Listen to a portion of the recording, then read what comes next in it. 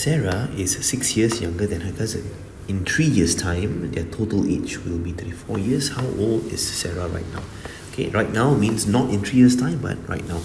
Now, this is an age-related question, which means in 3 years' time, the difference in age remains at 6 years.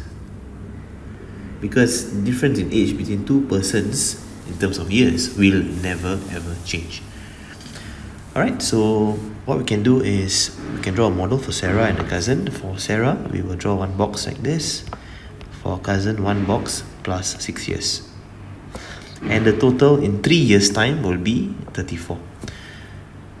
So since you're interested about Sarah, we try and find this box here. In 3 years' time, how old will Sarah be? In 3 years'